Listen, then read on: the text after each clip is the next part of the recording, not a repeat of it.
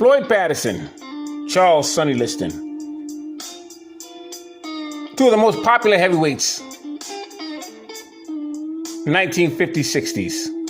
You see, Floyd Patterson would make the 1952 Helsinki Games in Finland. And he would become a gold medal winner in the middleweight championship rounds.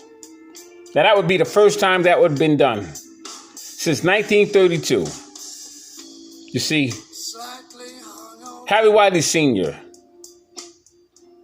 would train that team, and he would bring back 5 medals, 3 bronze and 2 gold. And one of the bronze medalists, name was Lou Salica. He would go on and defeat Manuel Ortiz for the Bantamweight Championship of the world. And that wouldn't happen again until 30 years later, 1952. And Floyd Patterson would do the honors. But the issue with Floyd Patterson, as a heavyweight, he couldn't take a heavyweight's punch.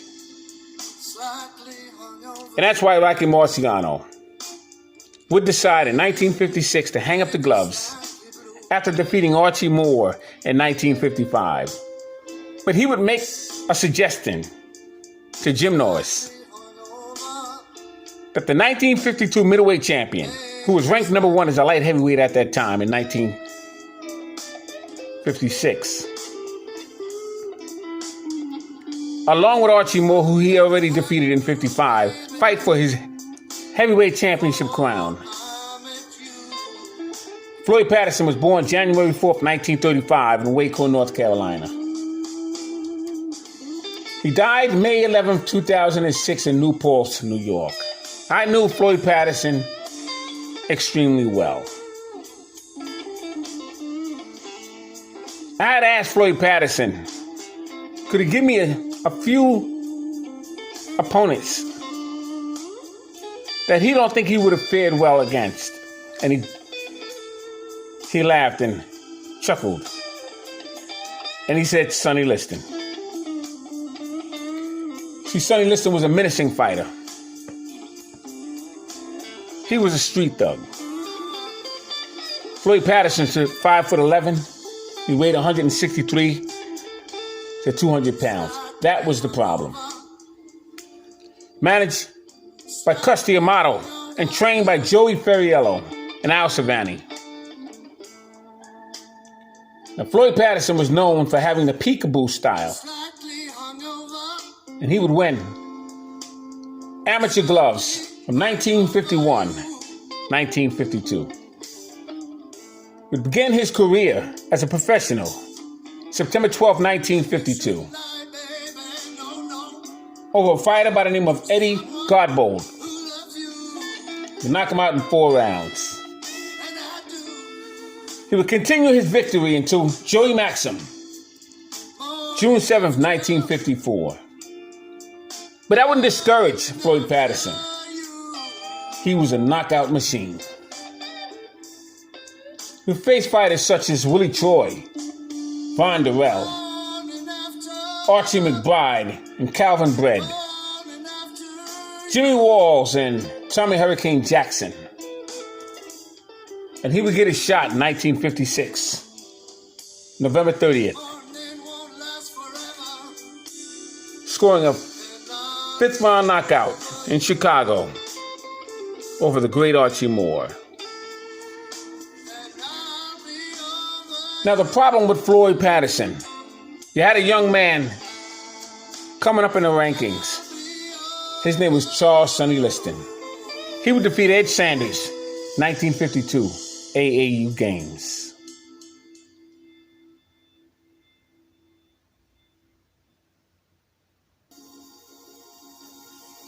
And Charles Sonny Liston will be the least of Floyd Patterson's problems, because he would have to get it on with Ingemar Johansson. Ingemar Johansson was a very, very good fighter. He would give Floyd Patterson all kinds of hell. You see, Ingemar Johansson was from Sweden. He was Sweden's best-kept secret. And when he faced Floyd Patterson, May 1st, 1959, he would defeat Floyd Patterson.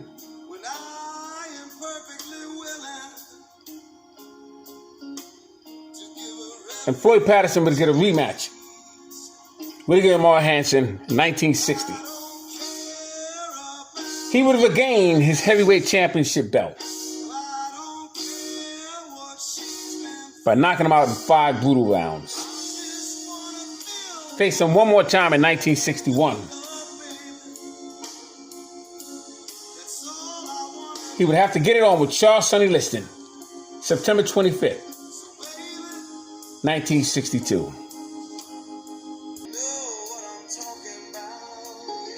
Floyd Patterson and Ingemar Johansson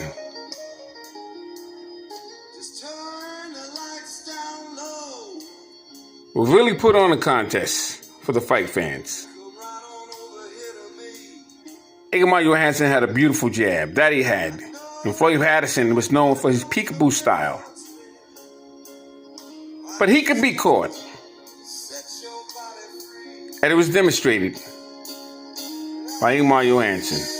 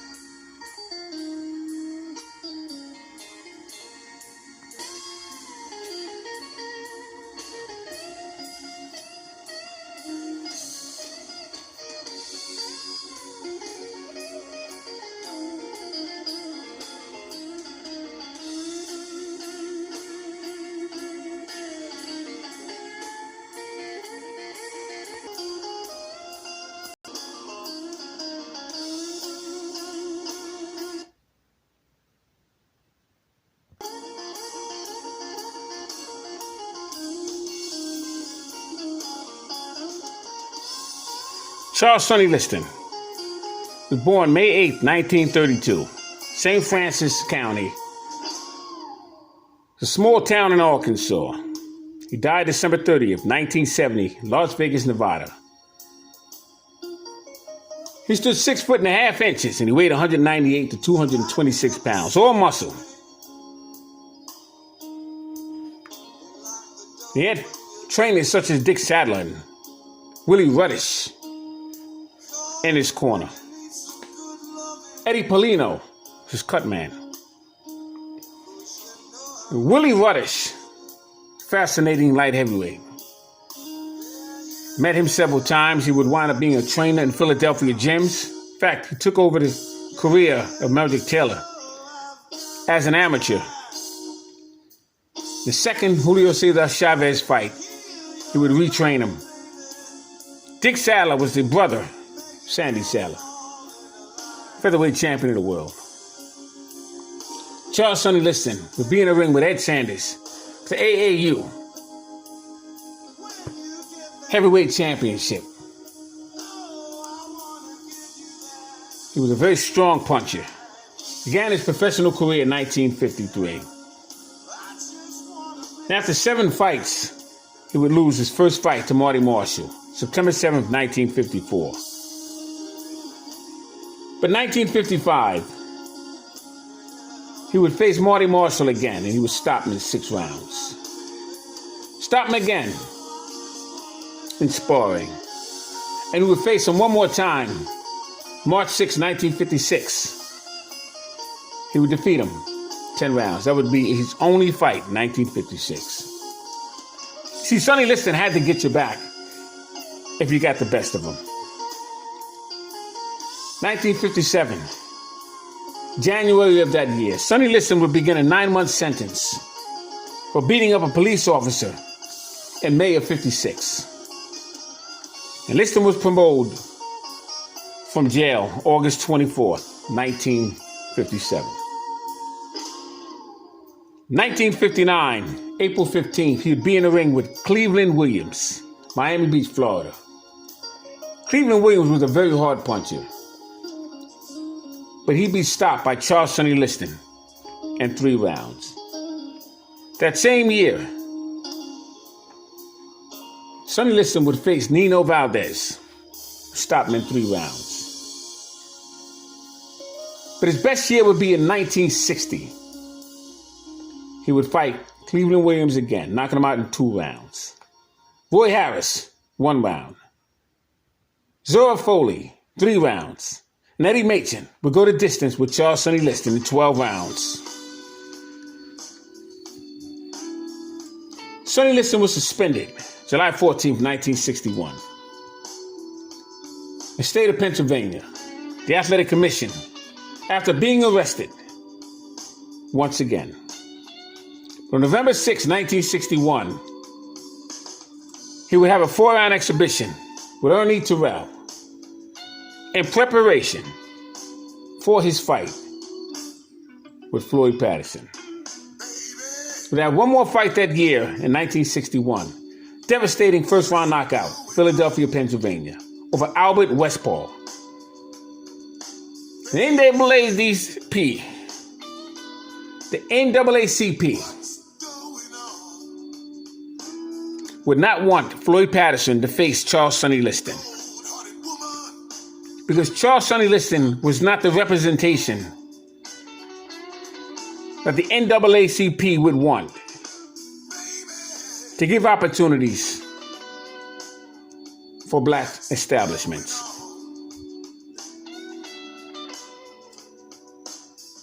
But that fight would go on anyway. September 25th, 1962. And the beating that Floyd Patterson would receive by Charles Sonny Liston, 1 round, was a tragic. Because July 22nd, 1963, the same exact thing would happen in Las Vegas, Nevada, as it did in the first fight. No contest between Floyd Patterson and Charles Sonny Liston.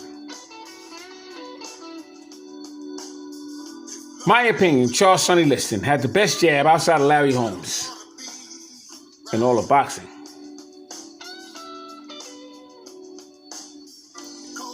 Now, Riddick Bowe had a beautiful jab. Larry Holmes, top of the line, can't compete with Charles Sonny Liston. A trainer in the camp of Liston has stated that his jab was like punching someone. Said he knocked a few men out with a jab.